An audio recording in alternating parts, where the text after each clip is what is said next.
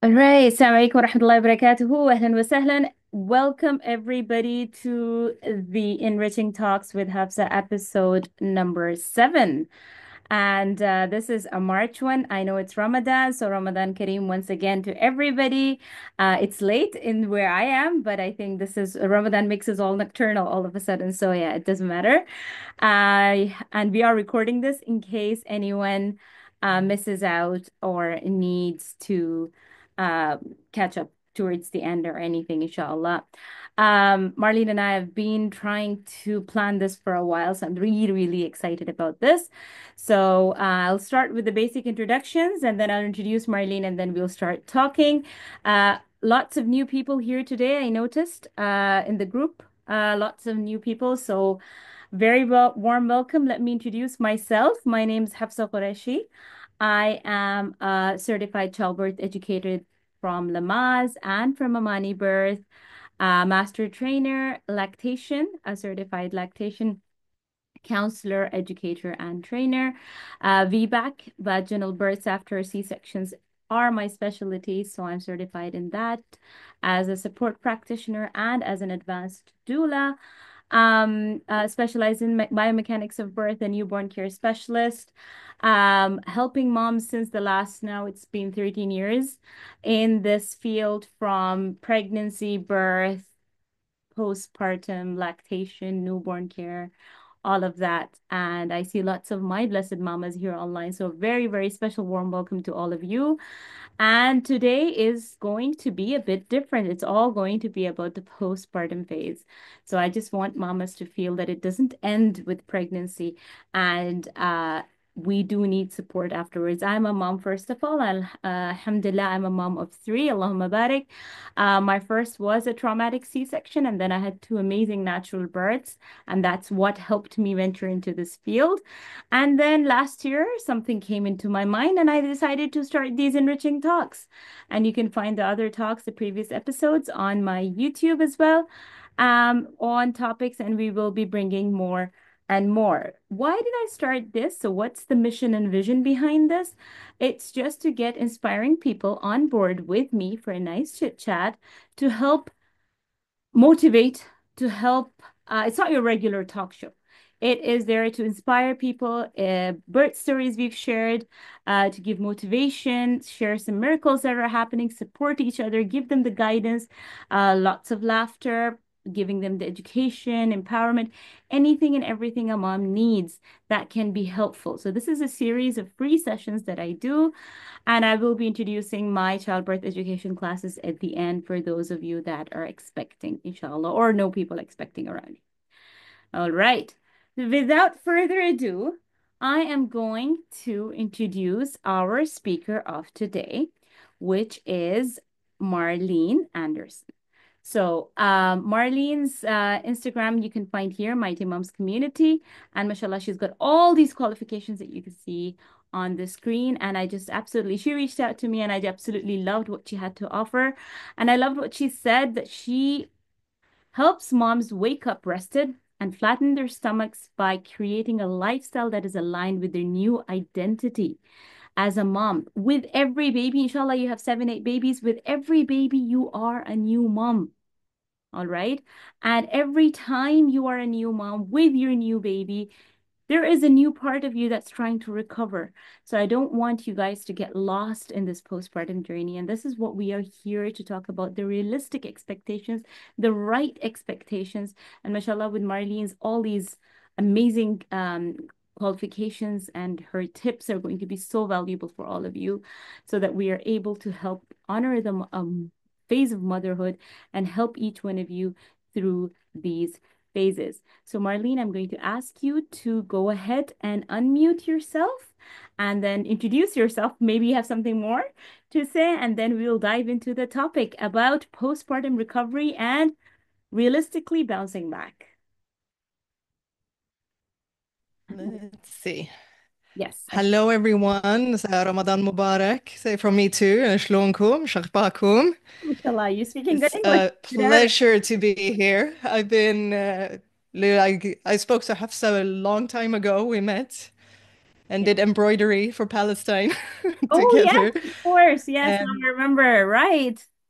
yeah, it was a long time ago. So it's Right. no, so it's such a pleasure to be here because I do love your work. So in any way, shape, and form, I can help like mothers and serve the community together. I'm so excited to be here and have this talk with all of you today. Likewise. Likewise. Thank you so much. So, what do you do, Marlene? How do you help moms in the community? First of all, share your journey as a mother and how it has been, and how do you help mamas?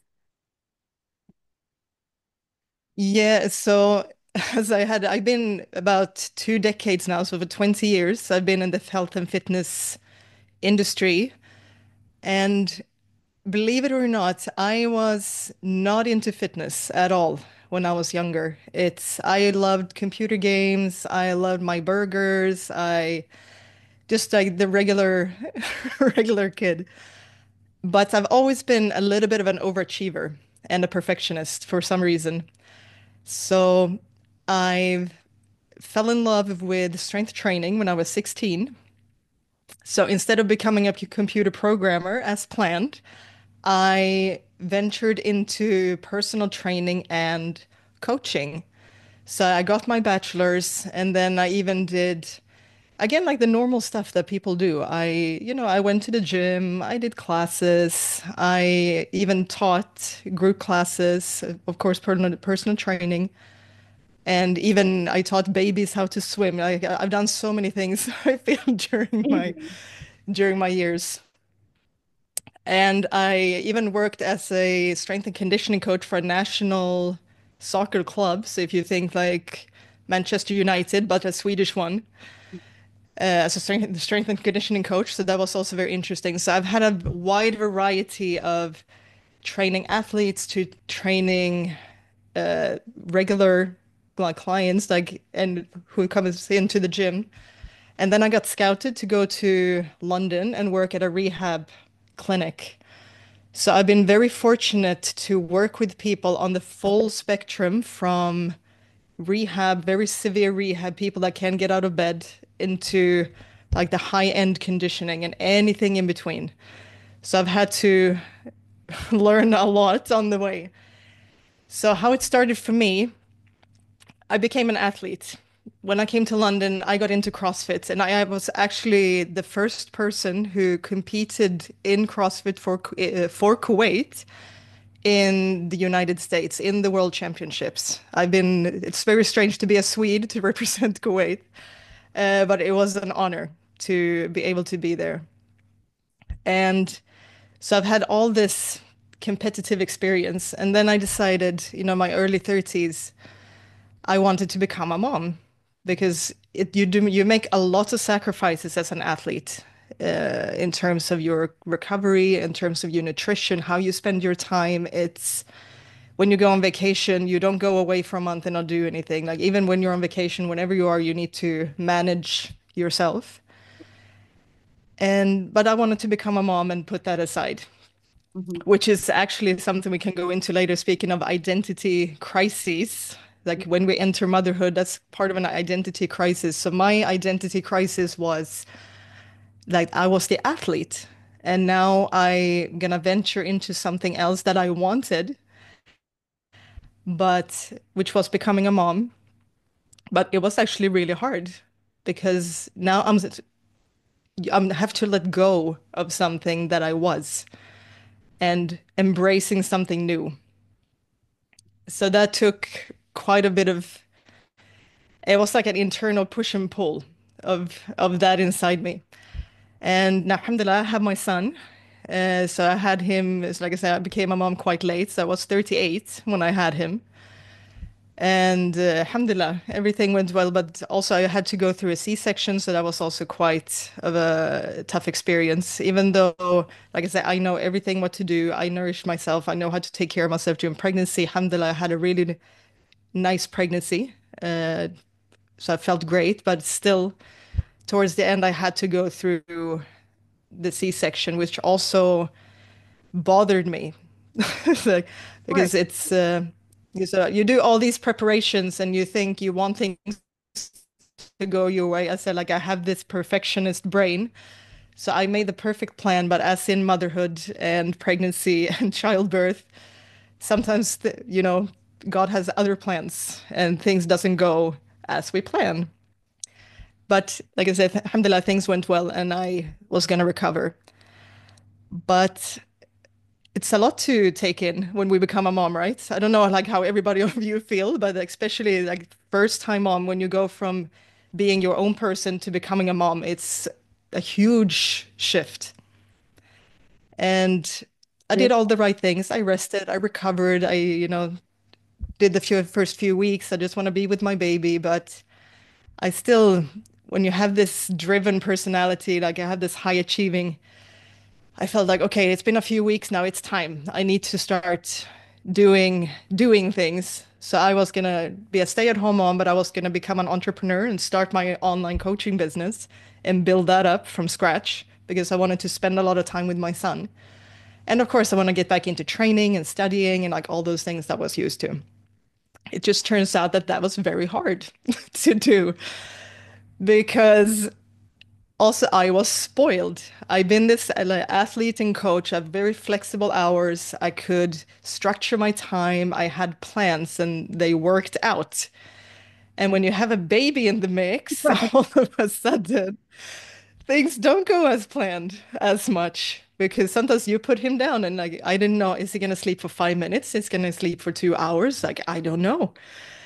And I just felt really stuck and really, I felt behind. Have you ever had that feeling when you feel like I should be somewhere in life and I should be here right now? You have this invisible timeline in your mind that I should be here right now, but I feel like I'm just here. I'm behind. I don't know what I was behind with. It was just It's inside intense. my head. I I was think, behind with something. yeah, And it ate on me, and I'm frustrated with this, and then you feel guilty because I want to be there for my son. It's just I don't want to be frustrated with the situation. I wanted to become a mom. So, we have all these push and pulls inside our heads, right? It's like we love it, and sometimes we just need a break. And I thought it to myself that why is this so hard? It's like I have all this experience. Like, why do I find this so difficult? And it was because I was so focused on going back to what I used to do in the way I used to do it, because I knew that worked. But it doesn't work anymore because I have a different responsibilities. I have different values when I become a mom. I want to do things and spend my time differently. But I also have the same values in terms that I want to be healthy and I want to take care of myself. And I just realized I have to change my approach completely. And so I just took, I have all these 20 years of experience of how to take care of my body. So let me revamp that and create something that fits within mom life because life is busy, life is unpredictable, and how can we maximize all this so we can feel great and look great, but also, achieve our goals and be the mom we want to be.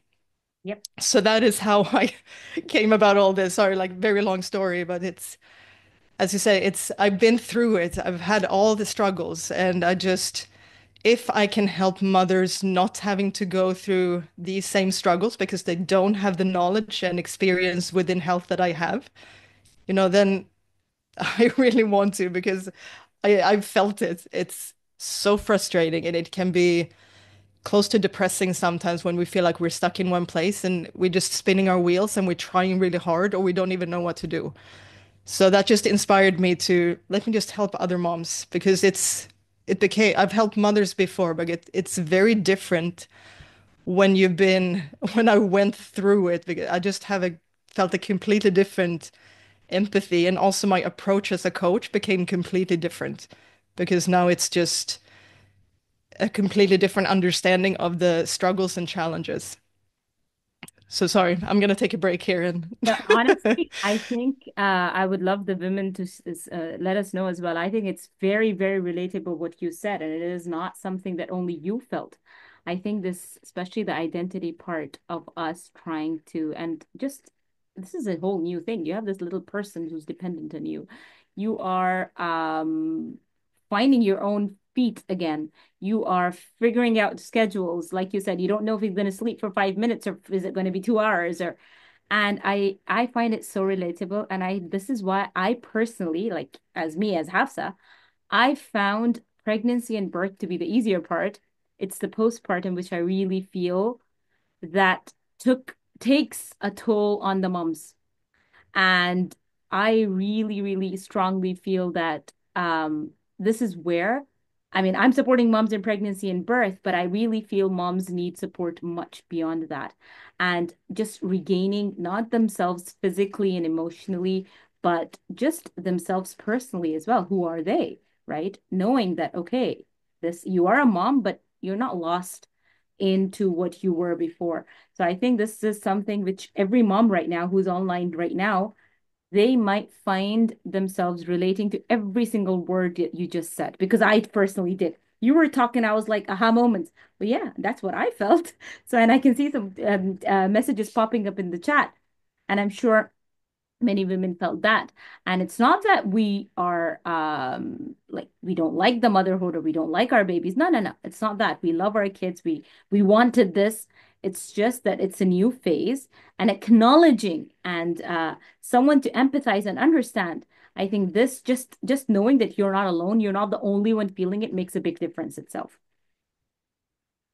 Yeah, absolutely. And as we're going to talk a little bit, as because also like part of what I feel became my mission is that I want to give women or like mothers, I should say, more realistic expectations of the postpartum period. Because as you said, also like once we give birth, khalas, like you are postpartum. Whether it's been 1 year, 5 years, 20 years, your kids have, retired, you're still, we are postpartum. Yes, yes, It's just I have these discussions with my mother, it's like maybe you had it with your parents also, the whole with you try to say like mom, like you can relax. You just I'm an adult, I'm 40, like 40 plus now. It's okay. You can relax. Don't worry so much. But for them, they're always your baby. Like, she said, you're like my not my baby, but you're my child. I will always worry. So I just like, oh my God, is this what it's gonna be like? So, and we do probably. It's that's just true. That's like a piece of your heart is now halas. It's out. It's there. And you just can't you're always going to be that mom, right? And what I want all of you to understand, and this is why we're doing this session, before we jump, like the next thing we'll talk about is the recovery phase. I just want each one of you to understand that that mom guilt, you're not the only one suffering from it. Every single mom goes through it, where you start feeling, am I everyone. just if I'm taking a little break from myself, that guilt is there. And it is not something that only you face. Every single mother faces it. And it is why the reason why is because we love our children so unconditionally. But at the same time, you need to know that you can't fill from an empty cup. You need to refill your cup as well. And this is why these support groups that I do and knowing and understanding and acknowledging yourself and giving yourself the space and time that you need is important as well. So, Marlene, we're going to talk about the postpartum recovery, the bouncing back, the realistic bouncing back part. Because I think it's very easy to say, oh, let's just bounce back. It's all we're done with the pregnancy part. Let's just bounce back. Now, let's approach it with a realistic face, right? First of all, why should we feel that we should bounce back? I think that that feeling, that pressure, is it coming from the society? I don't know where it's coming from, but it's sometimes internal as well. You miss your old self, your body, your fitness, your physique, lots of things there.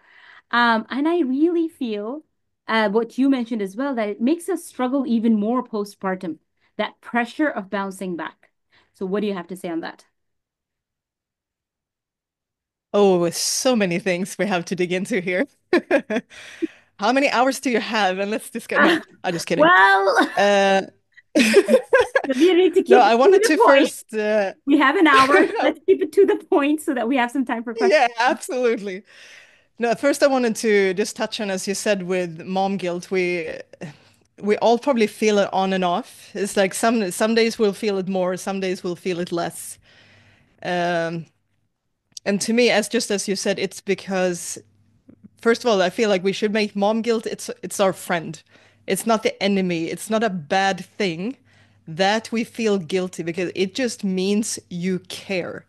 You care about being a good mom and you try to balance it all. So it's not the enemy and feeling like it's normal and it's absolutely fine. It's nothing we should try to suppress or get rid of, or it's just it will probably always be there. So it's just make it our friend and acknowledge why it's there. And then hopefully that makes it feel a little bit easier. And just that everybody goes through it. There's nothing strange with it. And with the postpartum recovery, so if we're gonna say what's bouncing back with like within society, what that means. And I think for most, you can like feel free to let know in the chat or something if you have something different or if you feel something else should go in the category of bouncing back.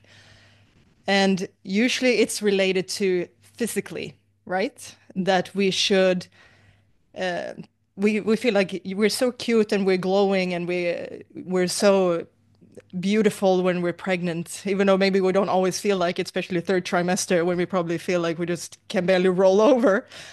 But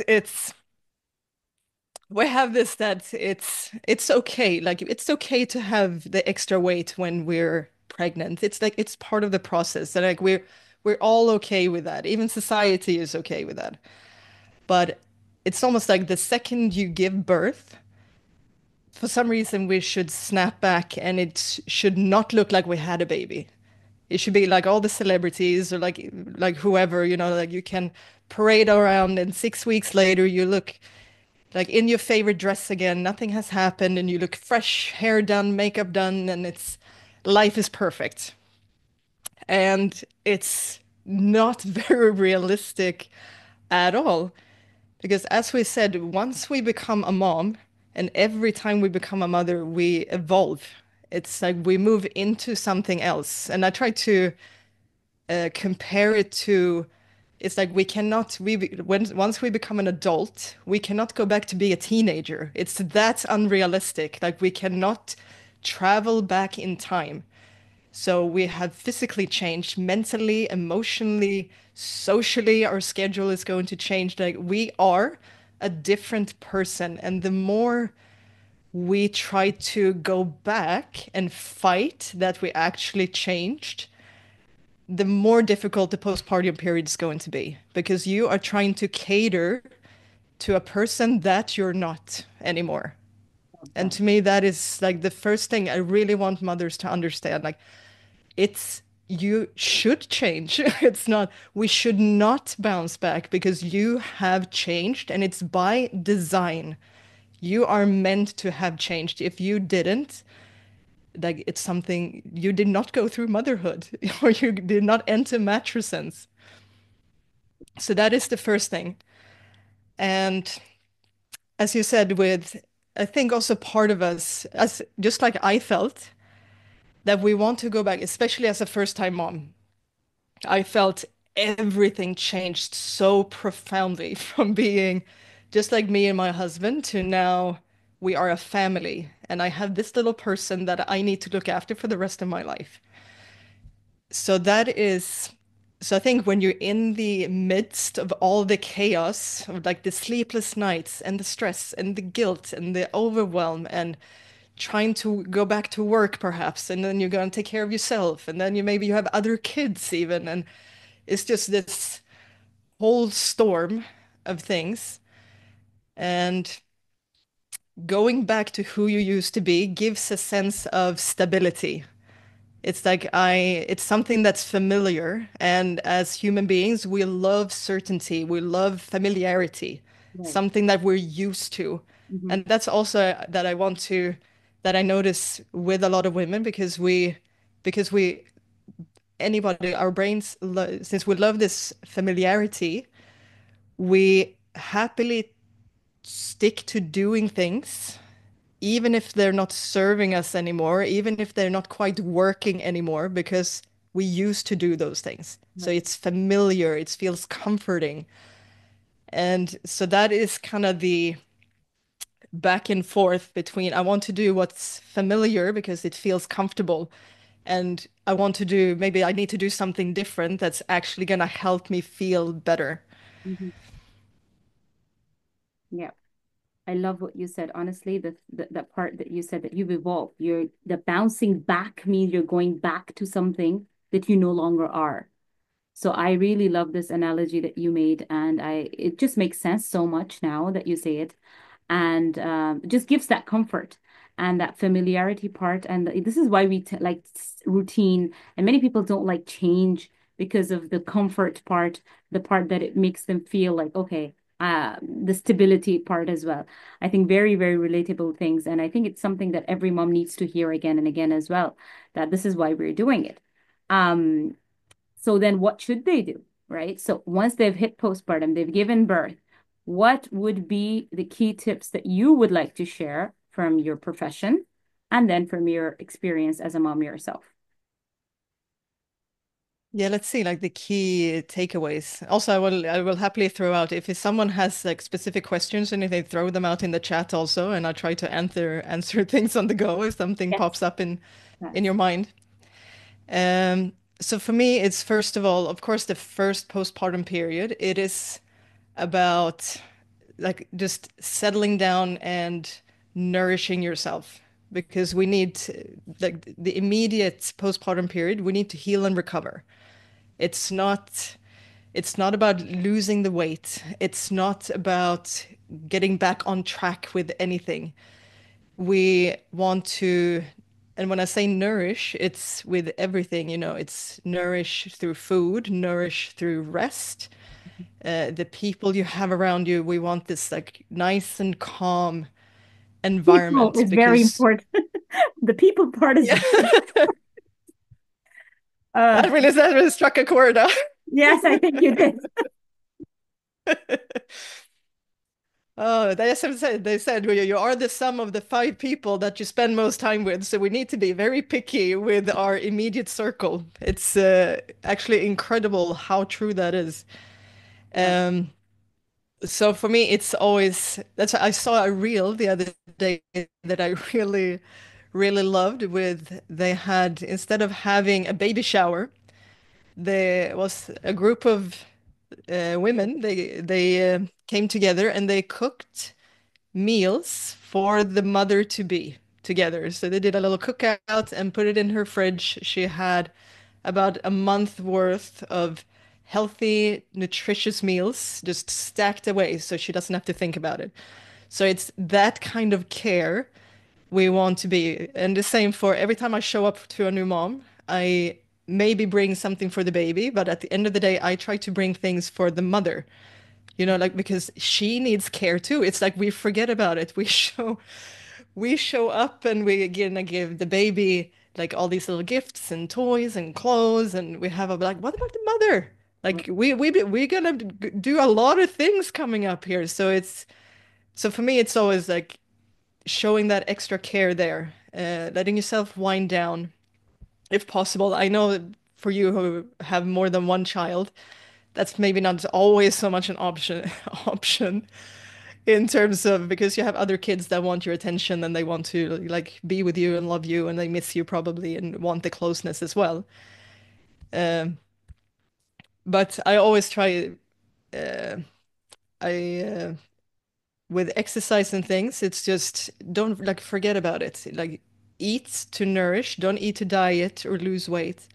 We want to move in a way that fuels us. So for me, it's always for how I felt, and I was still very active during my pregnancy, up and almost till the last few days, and I felt out of balance, if that makes sense. I felt a little bit stiff here, I felt a little bit loose here, and I'm not talking just like stomach wise. Obviously, that's gonna feel like a very like loose and unstable because it's been so stretched, and to give ourselves support.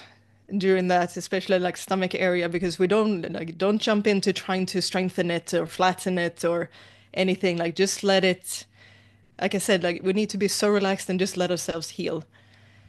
So most you're gonna do for the first few days, we just want to lay, we want to relax as much as possible. You just let everything shrink back a little bit and relax, like with the uterus and like everything, like so we don't even put pressure by standing too much, walking too much if we don't have to.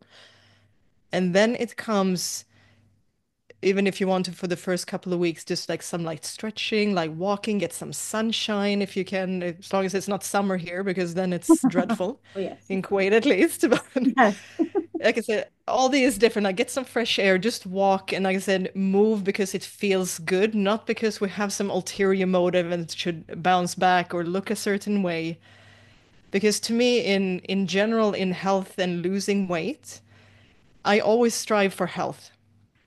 My focus with someone, even if they want to lose weight, we don't want to force it because usually losing weight is easy, but keeping the weight off is the difficult part. It's like we're bouncing back and forth and all this because then that usually meant we lost weight in a way that is not sustainable. It's not healthy for us. So your body just goes back because it will go back to where it feels safe.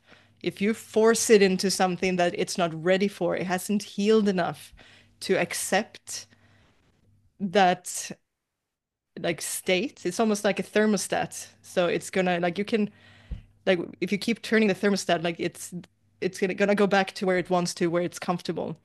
So for me, I always strive for health because when we're healthy, our body will take the natural shape and weight that is good for us. Because sometimes also we come in with this that we should weigh a certain way.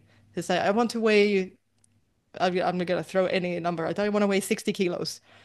So it's an arbitrary number. We have nothing to base it on. So maybe that's not the, even if you weighed like that for 5 years ago or 3 years ago, maybe that's not what you need to be right now because it's your body needs to heal. So, and also, like I said, our body changes as we get older, as we go through things in life. So when you're healthy, your body will adapt naturally. So whatever is suitable for you, because everybody, I guess, I usually say technically we can all be, I'm gonna say like if we're gonna have European sizes or like we can all be a size like extra small or whatever if we really, really wanted to. Right. But definitely not everybody can be a healthy extra small. True. So for you as a, and that's what we're striving for. We want sustainability, we want health, we want energy. We don't want to force ourselves into something that is just not for us. Yeah. So anything like stretching, getting your breathing back to what it used to be, because I don't know if you felt it when you were in the third trimester. It's really hard to breathe because your lungs don't have Right. that much space left. Walk, walking up the stairs, it's like, okay, let me catch my breath for a Yeah. second. Yeah.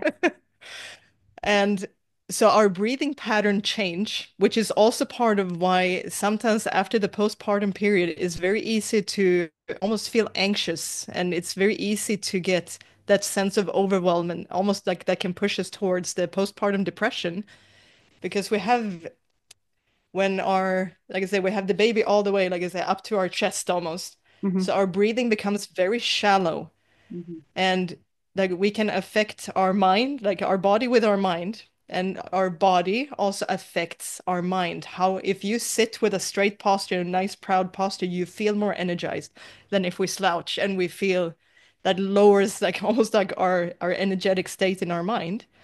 So when we breathe very shallowly and like almost hyperventilating on a regular basis, that is a stress breathing response. So when we have that without even knowing about it, we cause these feelings of overwhelm, of stress, of feeling anxious, anxiety. So it's very important to retrain your breath so we can bring it back down into the abdominal, like to the abdominal area and fully use the transverse abdominis again and actually have deep belly breaths again now when we are capable. So we can actually bring our stressed state down, because that's going to help with anything, with your overall energy, with your sleep, with even your if you're breastfeeding, because if we have all this stress hormone and cortisol, they're very hard to produce the oxytocin that Right. we need when we breastfeed our baby. So True. maybe you feel like your supply is going to be suffering. So all these things that just really resting and recovering and reset the body, stretch what is what is stiff, what is loose, and start strengthening back the deep core. Like I said, nothing strenuous. Just like I said, start to rebalance and heal that core that's been stretched for months. So just breathing in and just getting those deep breaths back in, and which would help even things like, panic attacks and, like you said, postpartum depression, and just that step stabilizing yourself with your breaths and engaging your core as you're doing it. And then, of course, like you said, the whole body shrinking back in, and breastfeeding helps us with that. And if breathing is going to help with that, so it's all very much linked, all linked up together. SubhanAllah. Amazing. So this would be the first, you'd say, up to like 6 weeks to 2 months, right? And then how would you gradually proceed with that postpartum recovery phase? Like how many, depending obviously how the birth went as well. Like if you had a C-section, would it be different and compared to a vaginal birth? Yeah, for since I'm being a C-section mother myself, it's if you've gone through a C-section, it's very important that we start treating the scar as well. It's very, very common for C-section mothers specifically, like even if you had a natural birth, it can also happen, of course, but that we have back pain or hip pain after we have that, especially lower back pain. So almost where, uh, let's say mid back, mid lower back. Yeah. Because when we do, at the end of the day, C-section is major surgery. Hmm. And like I said, if we cut through all these muscle layers to get into the uterus, like skin and muscle layers. And scar tissue is, it kind of, so there is a super easy anatomy. So imagine like the muscle, we have muscle fibers. So they kind of interlock. So for a muscle to contract, they pull closer together. When they relax, they go pull further apart. Hmm. So when we have scar tissue inside these fibers, it kind of becomes knotted. So the the muscle fibers can't move as they're supposed to, and even the signals from the brain to the muscle becomes disrupted because it's not a clear signal anymore because it's kind of something in the way. So it's very important to start treating the scar so you can actually use your abdominal muscles fully after.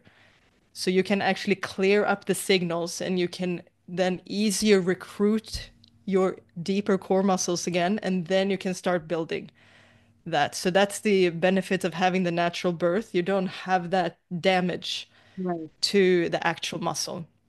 Hmm. And that's something you can actually do like at home by yourself. You can have someone do it, but it's also something that can be done by yourself.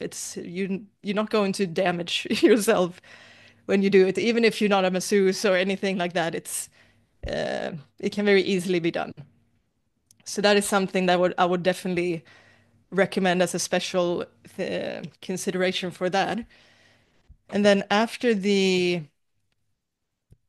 6 week period, like usually you go to your OBGYN, you get clear just to make sure nothing is going on. We have no infections, there is no like prolapse, or we don't have anything like specific. And even if we have prolapse, or which can also be very common, while I think of it now, so ladies, just so you know, we don't want to accept just as a fact, like after we give birth, that we have incontinence, like that we leak urine, or we have like any of these issues, that we feel pressure, or that we can't jump or laugh or cough without being worried that something is going to come out.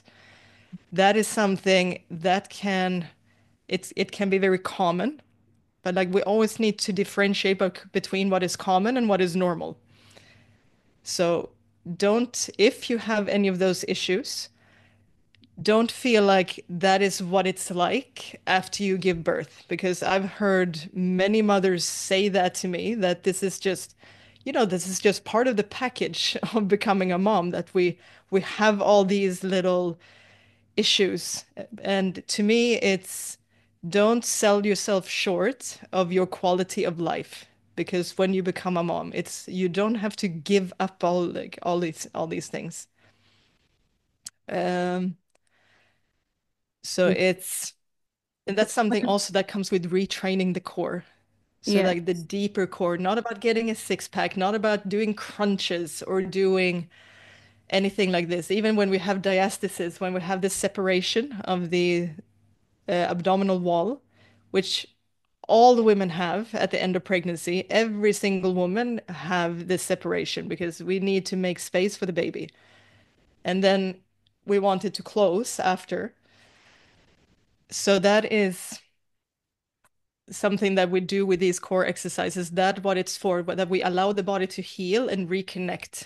So it's not about flattening anything because of aesthetics. We go from like inside and out. So once everything is working correctly, that's when we can start building on things. And also, like I said, it improves your quality of life, that you're not having these pressure, that you don't feel like you're leaking or you have back pain or you have any of these other issues. That's what's important. It's not important that we look like we never gave birth. Because for me personally, even if I have a little bit of a stomach, and I have no issues rather than being super skinny and then I feel like I sit for too long, I have back pain or I cough and I need to go and change my underwear. It's like it's we need to kind of see where our priorities are. So that is go and retrain that core.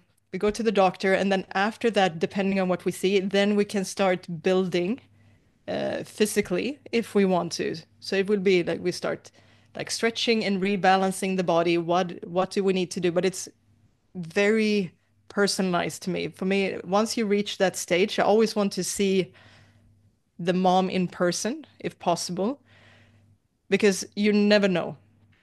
And also, we have a lot of things maybe from us, like it's all these different questions. How active were you before you had kids? How active were you during your pregnancy? Did you have any issues? Have you had any other injuries? Have you had surgeries before?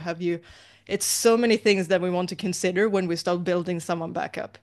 So I don't like giving cookie cutter approaches to that, because for some it might work and some it's not going to work for, and some I might even injure because we have different mobility, we have different uh, body awareness and all those things.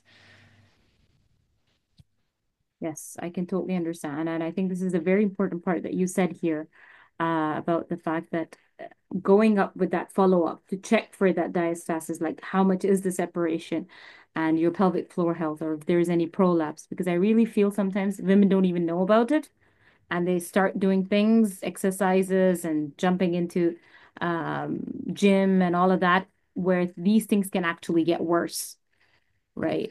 So seeing someone like you or someone who's specialized in this to assess and then give them something customized according to each person's personal recovery is that I think that is the best approach towards it. So I would say to all the moms listening to me now is that just like you see your doctor postpartum, I wanted you to make it crucial that you see someone specialized in women health in terms of physical fitness and physical therapy.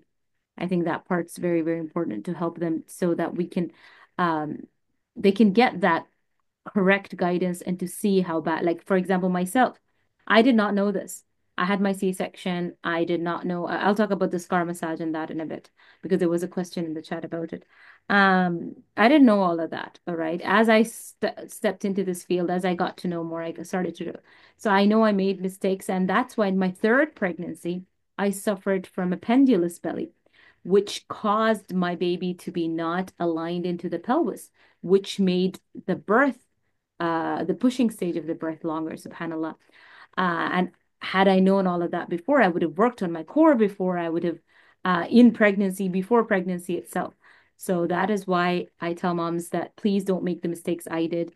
And that's why it is so, so very important for us to get the right specialists to work with when it comes to our body. I really think that that part, many women fail to do that. And they just think that, okay, it's just any exercise off the internet, any just gym, you just start bouncing back. That bouncing back thing that we just started off the whole conversation with, right? I think that part, we need to give that realistic timeline to ourselves as well as understanding that each person is unique and different as well. Right. So one of the moms, she's asking, how would you recommend that mobilization when it comes to the C-section scar? So the C-section scar, also, I want to, if someone sits now and I say that you should massage the scar, and then you think, oh my God, it was so many years ago, and like, oh, and it's okay. It can be done at, even if you was very recent, you gave birth, it was a decade ago. It doesn't matter. You can still get a really like a lot of good benefit from doing the scar tissue massage. And if it's a lot of people that actually want to do it, I'm happy to do like a quick Instagram live or something where I quickly go through it so we can maybe talk about other things when we're here. So I'm very happy to do that. But it's basically in very short terms is to uh, massage the scar in kind of three different layers. So first you want a good oil, like even if you want olive oil, it doesn't have to be complicated. Um, so you massage through like across the scar on kind of skin surface level, and then you work down to muscle level, and then you go like deep muscle level. And it's about just trying to move the tissue because as if we are, for example, if you have knots in your scar, like some scars are very smooth, but if it's you, for example, feel like it has some like knots in it or it's a bit uneven, you want to work specifically on that. Almost like if you have a little knot, you spend some extra time on it, a little extra pressure, try to move it, try to release it, try to smoothen it out. Even you want to feel like the skin can move across the muscle layer as much as possible because anything, if it's stuck, moving just in the skin, you know it's going to be hard for it to move when you try to activate it and use it. But True. as I said, if anyone is like, I'll happily try to go through it a little bit more in depth when it comes to that on an Instagram live or something, and we can do a little bit of Yep. like a 10-15 minutes. I think It's that's, very simply. yeah. And I love actually what you said, like when we need support. Yeah, like it's not just about push, push, push, and we're gonna get back into shape and we're gonna do all these things. But sadly, I think also a lot of professionals out there, they don't understand either because again, it's almost like they have missed the whole point that you're working with a mom now. yeah, It is different. Like, yes, we're very capable. You like we can still be very strong. We can still be like we can probably be even better than we were before we had kids if we like are allowed the chance. But some kind of missed the mark, even with, let's say, nutrition to me. I feel like nutrition is something that is very misunderstood in how we should approach it because it's very easy that we go into just like calories in, calories out, or eating healthy, which always to me, like eating healthy is very subjective.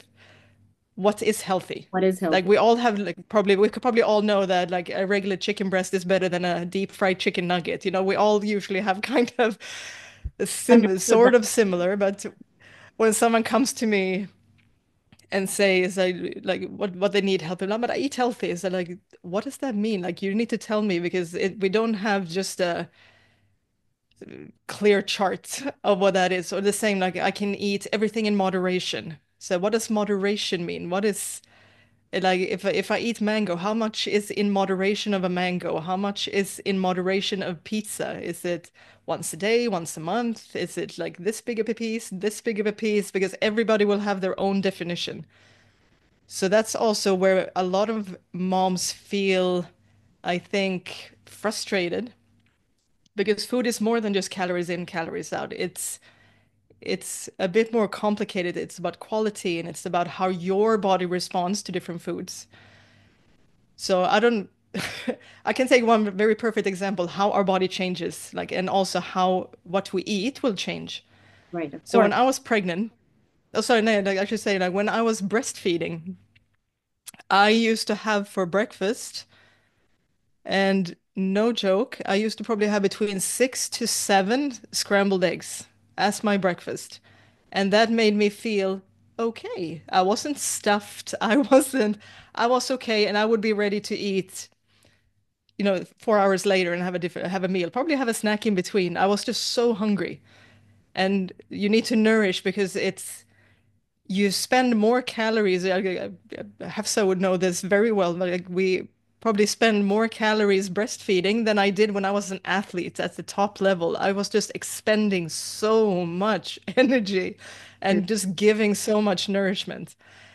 So that's what I said. Like, we need to be to be educated, to be in tune with our bodies and be willing to listen because it's our body is so clever, and it's like a gift that it gives us clues all the time. It's just that we need to learn what those clues are, and we need to be willing to listen. Because Work. I've also been guilty of it, like I know, like I should probably not have one more piece of this because I'm gonna feel awful tomorrow if I eat this now, but I'm gonna have it anyways because it's so good.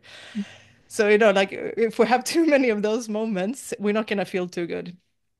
And we're So so the same, like what you ate pre-pregnancy, so what suited you then might not be the same now. Even if you eat really good food, and even if you eat healthy, it might not be exactly what you need now because again, we have changed. We have evolved.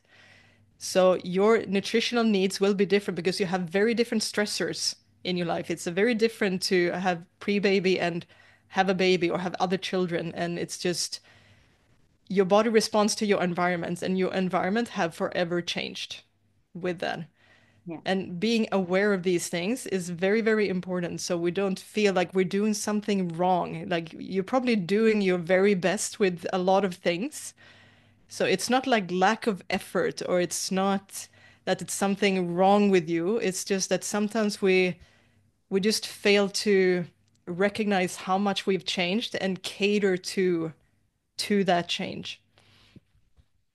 And I think here the fact that all this information and that what you just said that we are a different person, so we need different things. And I agree, breastfeeding itself is a workout on its own. And you think like, oh, I'll shed all my weight while I'm breastfeeding. I'm sorry, no. I think personally, me, I gained all my weight while I was breastfeeding. So it can be very different from person to person. And I also feel like moms, they kind of stop taking care of themselves once the baby's out. When we are pregnant, we are more mindful, we are careful. They message me, Hafsa, can I take this? Is this medicine okay? Is this food okay? Is this safe? And once the baby's out, it's all of a sudden, okay, baby, baby, baby, where are you? Why did you stop Mm. taking care of yourself? You are still in a very healing postpartum sacred stage of your life. At least I'd say for the next 2 years of having a baby, at least it could be much more. I want moms to understand that please don't lose yourself. I know it's a busy time.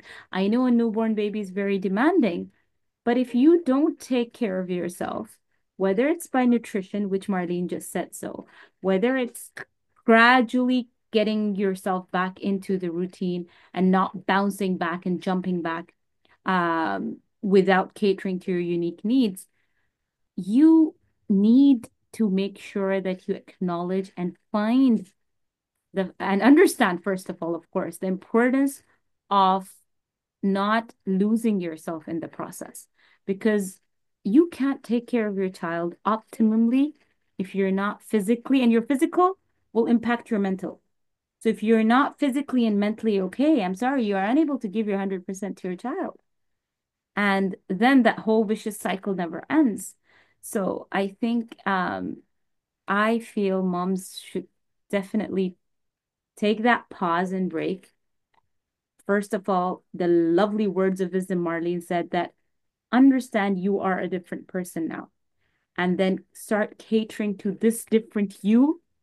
Find out what you need and work it from there. And then we have people like those of you that are in Kuwait right now. I mean, Marlene's there. You can definitely get in touch with her. And even like you're helping moms online now. So all of those that you are of you that are online that can get in touch with you and get to understand that this holistic approach, I like to call it the holistic approach rather than that mainstream approach or the approach that we see that's being advertised here and there and that just sounds so good. All these crash diets and fads are happening here and there that sound so amazing, but might not actually be the best for you. And I love the breathing part. I think I'm going to be more mindful of my own breathing, right? Just to help that um 7 years postpartum, I could probably work with my muscles, abdominal muscles as well. Subhanallah. Amazing. I just loved everything you said, Marlene. Anything else you want to add to help moms get started on their postpartum recovery before we take any questions?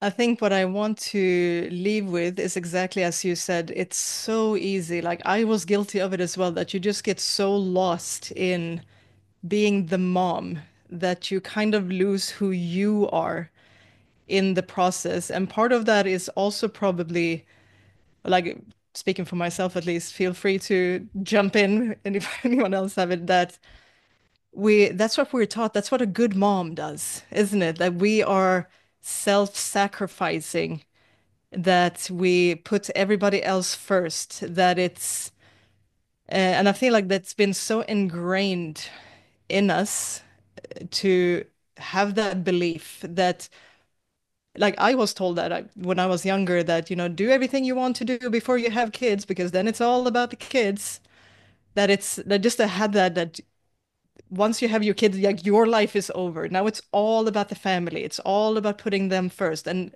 just as Hafsa said, no, that's why also I became so passionate about, just like she said, like we want to taking care of ourselves because not it's like no, also for us, but also for our children because they like both we and they deserve the best version of us. They don't deserve the exhausted, tired, overwhelmed person. We don't deserve to be that. Like we deserve to be the best, like best version of ourselves. And we cannot do that by always just giving. And I usually say this to kind of in my world, it's also how do kids learn? How do our children learn? So do they learn by what we tell them to do? I'm But pretty sure, like, no. Okay, you can like it's one ear out the other. So that is not how you make them change their behavior. They watch you. Like it's like they look at example, like because that is for children, like with parenting, for them to understand how the world works. They look at what's around them and who's around them. So they know how to act by watching the people that's around them. That's how they start making sense of things. So when we lead by example, so when we are actually doing these things that, because we can't, uh, it's almost like trying to explain to someone, this is how you become happy. But if you show them, this is how you create your own happiness, that is how they're gonna get and actually do it and get an understanding of it. So how are we gonna teach our children how to be healthy if we don't take the time and like that we deserve to be healthy and show them what that looks like in daily life? What does it mean to be healthy? What does it look like? What do we do when we are healthy and show them the behavior? And how are we going to even like self-love? To me, it is that when we take care of our God-given body, it's self-love. That is what self-love is to me. It's when you do things that makes you feel loved, whether that is you take a nap or you take a break, you have a cup of cold coffee, you sit and hug your children, whatever it might be.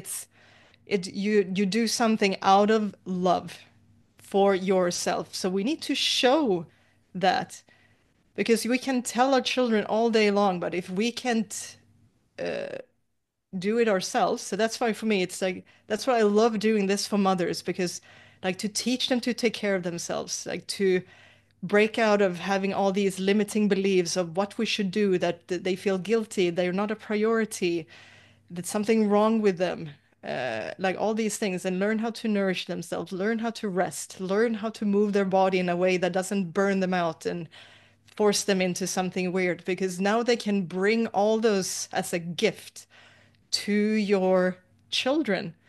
So to me, like it's not just about transforming your own future by like doing all these things, but by transforming your future, you're transforming theirs. So it's just a gift that keeps giving. So that's why self-care can never be selfish. It's so essential for because your children can only be as happy as you are. And you can only be as happy in any relationship as you are, whether it's with your spouse, whether it's at work, whether it's with your children, whether it's with yourself. It's just like we deserve that. Like honestly to God, like every mother needs to deserve that. And that's why I just love doing what I'm doing. Because when I see someone just, it's like seeing a phoenix rise out of the ashes. It's just a beautiful sight. So that's why I really want to leave you with it's like lead by example because it's for you and it's for them. So we should never feel that we just do things for our kids because you deserve it also. Beautiful. I think what you just said is something that every single mom, that self-care, taking the time out just to go and have like an hour spa date, right? Just go and have that massage if you need. Order your favorite food and take a little break. This is not you being selfish at all, or don't let mom guilt overwhelm you with that. It is something that is actually going to help not just you, but your child. And I love that. I agree. I agree with the whole fact that lead by example. Talk is not going to work. Actions speak louder than words. So what you do, your child's going to see and then learn the importance of it as themselves. And I just beautiful. I think this is the essence of it all. SubhanAllah. Absolutely love what you said. Um, okay, I'm just going to go through some of the questions that had come up, and then if anyone has more questions, we are going to answer those. Um, okay, so how do we find time for our profession in this baby life and how many months it takes to move forward? That's one question. Yeah, it's tough to balance it all, isn't it? That we I think because it's also depending on a lot of different factors, isn't it? It's the kind of support we have to find the balance. With support, I mean even like what are our resources?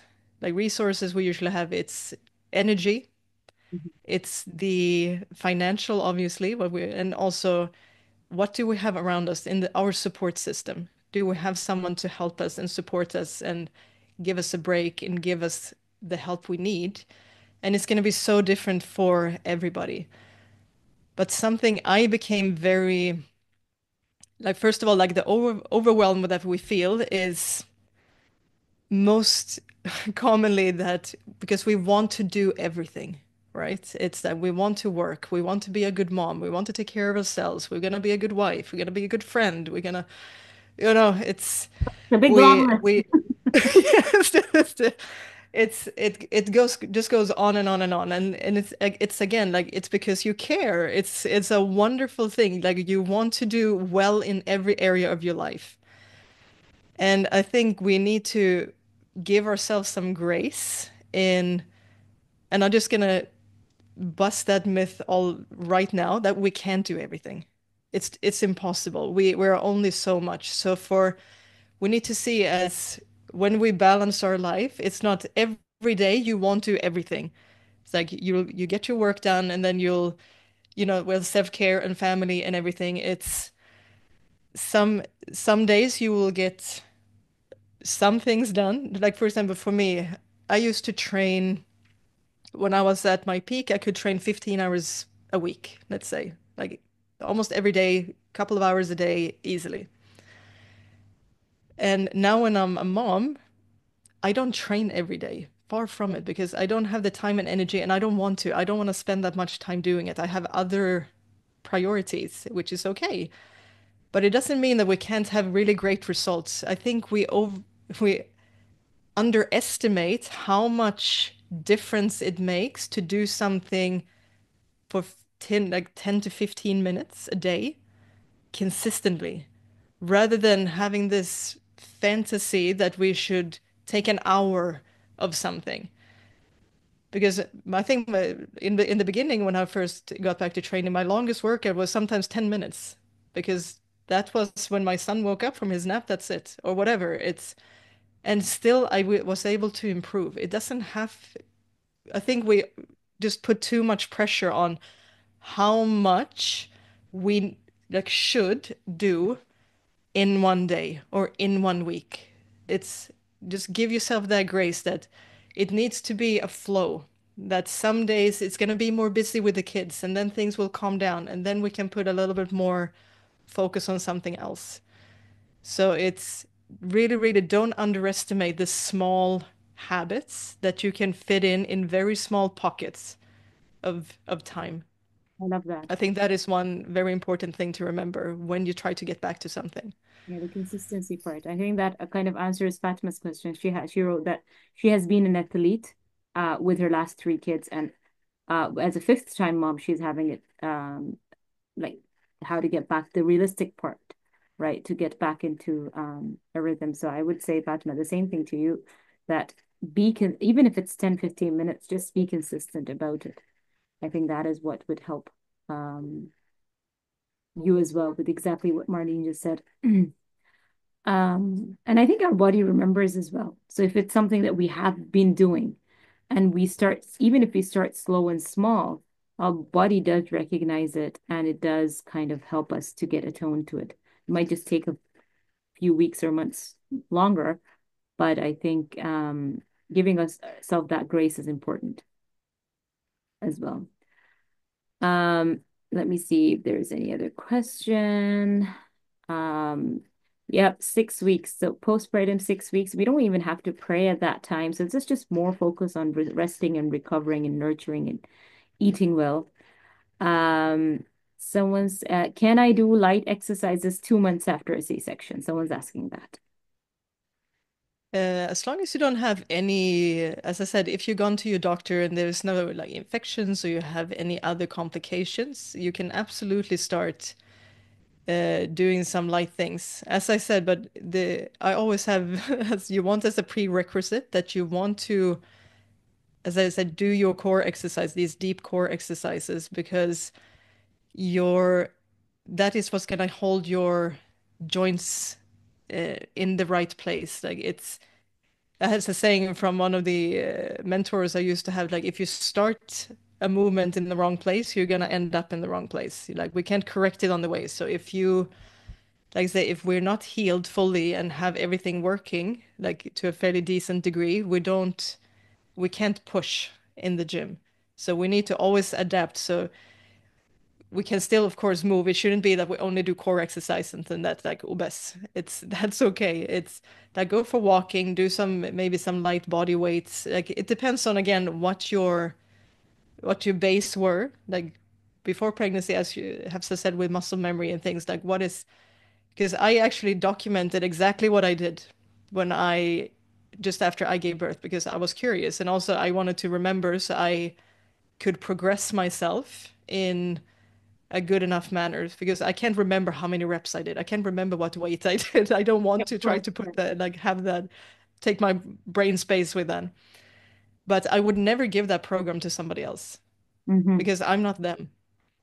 Right. So it's always is depending on the person, but anything like walking, just like simple walking or just simple body weight stuff and things like that, and just the core healing, and then you can progress it as from your base. Are you gonna say your foundation? Makes sense. Thank you so much. And after how many weeks should scar massage be done for a C-section mom? The scar tissue, it's if it healed really well, you can start fairly soon. Like you can probably start maybe a month after the C-section if you want to be really, really safe. Just to like go like do it after your 6 week checkup when they check the scar. So they just make sure that everything looks okay, both like inside and out in terms of that. And then you can start doing it. But you can start doing it quite soon. Thank you. And yes, lots of comments on what we were talking about. It's like taking teacher. How about someone who, like me, had a pendulous belly? How would you work on that after birth when she's ready? When she's ready, it's um the first things, like I said, for anybody, it's again different, like always from person to person with things like that. But it would be just re like assessing the core function where you're at. And then if you had a C-section or anything like that, of course, it would be to work on that also, so everything is just working correctly. But that would be just the first steps. We always need to assess, because if we're not assessing, we're guessing if what is going on. So that's the sadly I wish I could give a more like in-depth or specific answer, but it's I don't want to give you give something that I rather, like I said, let me get back to you, and then if like once I see someone, rather than just Definitely. blurting out something and it might not be true. And that's exactly what we talked about all day today, right? Today's whole session was about the uniqueness of it, right? Understanding that the unique needs of each mom is different. Right. So yeah, I would definitely, I'm personally what I did, I can share my experience that once I knew that this thing was there, I made sure I followed up with a physical therapist here and to check the separation. And I had like more than 4 finger separation of a diastasis. And I still am nowhere where it's like closed up or anything, but I'm working there. It's a gradual work in progress. I think I need to follow what Marlene said today, that be consistent. I just kind of leave it. I'm like, yeah, I'll just find some time to do it. No, I think I need to be short time, but consistent time because life always happens.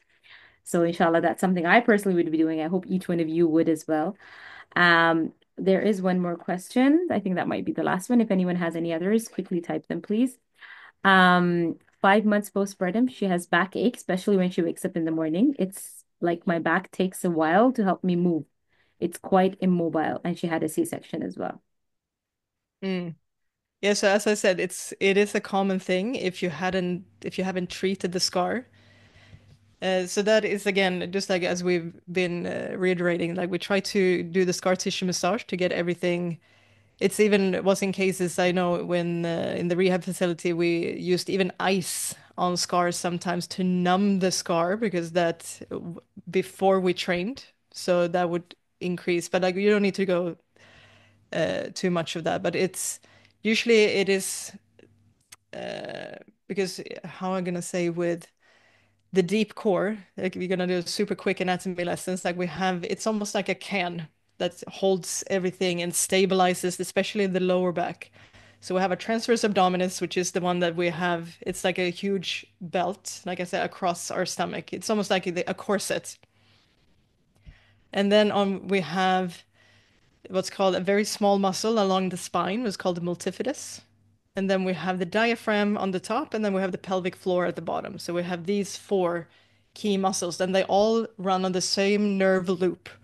So that's why it's a good and a like the good thing with this is that once you get one part working better, it can help fire up all the other ones. So that's usually so when we get the backache is that when because usually we have the diaphragm, we're not breathing right, so the diaphragm is out of whack.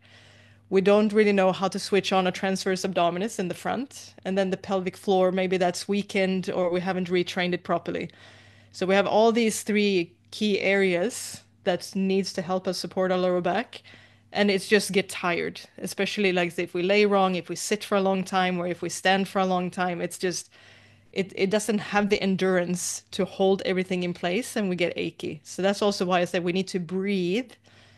So it's and I'm happy to share. I have a free PDF when I have these simple exercises that I can just give to anybody. If you just message me on my Instagram, I'll happily send it right over to you where you have the exercises and some videos and you can follow Yeah, so you can see her. with Yeah, so Marlene's Instagram's on the screen, and when I share the recording of today's session, I'll add it as well, so that you guys can follow her and just send her a message so she can send you her PDF for basic things that you can start up with.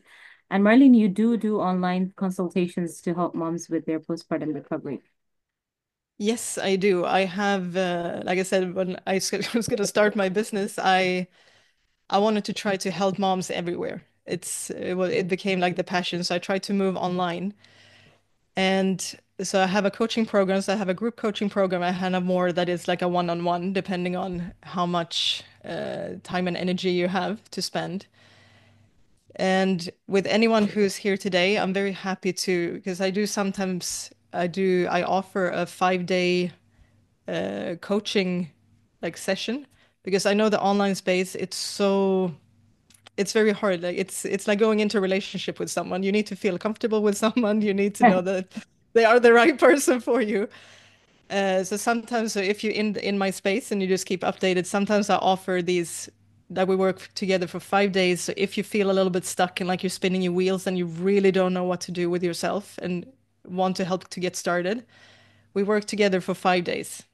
And I just absorb that cost. It doesn't do anything, and we just get you going a little bit. Oh, that's lovely. That's amazing. That's incredible of you. How lovely of you. I mean, 5 days is a lot of time, but I love the idea of you to figure out like a testing phase, and then you guys can see how that is. I think that's an amazing, amazing thing. So, ladies, you want to follow her and you want to get in touch with her and see how things go and see if you can kickstart your postpartum recovery. And lots and tips, and I think lots of words of wisdom were shared today. So please, please, please take them back with you, think of them, reflect on them, process them as well, inshallah. And I hope that would help you all. Any other pending questions, you can definitely send them out to Marlene directly as well. Um, I'm going to just wrap this up now. My Instagram handles here. You can scan the code that you see on the screen. That's my WhatsApp number and my contact details. And before I close today's session, the next thing that's coming up. So this was our talk for March. I'm not planning anything else um for the rest of Ramadan. So the next thing that's happening, 8th of April, April 8th, I'm starting my next group of childbirth education classes online for any of you that is pregnant or knows anyone who's pregnant. My next classes are starting on the 8th of April. There are going to be over 10 weeks, and it will help prepare you for your birth and labor. Registrations have opened up already, and more than half the seats are already full. So if you want to catch and grab any of those, you can reach out to me. I'll have another group starting in May, and then I'll probably take a break in the summer. I'll announce as I come. So these are things that I wanted to just let you guys know. So if any of you are willing to get and invest in your birth and be prepared for the biggest day of your life, this is where you can do that. And meanwhile, just quickly go back onto this screen so that you guys can note down Marlene's contact detail and her WhatsApp. And so that so not her WhatsApp, her Instagram, so that you can get in touch with her for any postpartum. She's doing online sessions as well, so that's excellent. And those of you in Kuwait, I think maybe you could probably see her in person also. All right, so don't miss out on this opportunity. And yeah, I think that's about it. Um, you guys can message me and contact me if you have any other further questions. And thank you. I want to just extend a very, very warm thank you to Marlene for taking out this time so late in the day. Well, in Ramadan, it's not really late, but I absolutely enjoyed today's session. I feel that there was so much shared here that felt like it was so, so beneficial, and lots of things that I think many women might have related with, might have found so useful. So thank you so much, Marlene, for doing this.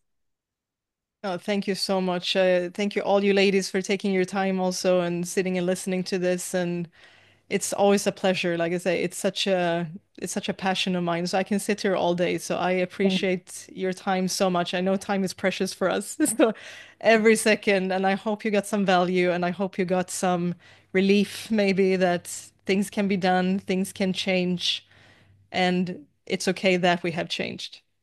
Right, indeed. Yes, thank you so much. Jazakallah khair. Thank you very much, Marlene, and you have a lovely um like a lovely night, and then I hope we can do something more like maybe an Instagram live or something in future based on short focus topics as well. So this is not the last we're hearing from Marlene, and I really look forward to seeing you in person in Kuwait sometime as well. Absolutely. Looking forward to it. Thank you so much. It's my pleasure. Thank you. Jazakallah khair. Thank you, everyone who joined us today. I know it's very late for some of you, so I'm not going to hold the session. It already went way beyond the time, but like Marlene said, I could talk all day as well. So, alhamdulillah, jazakumullahu khairan, ya'tikum al-afiyah. I'll see you guys in next month's episode. Let's see what it is. I still haven't planned it. So, inshallah, I'll see you guys in that. Assalamu alaikum wa rahmatullahi wa barakatuh.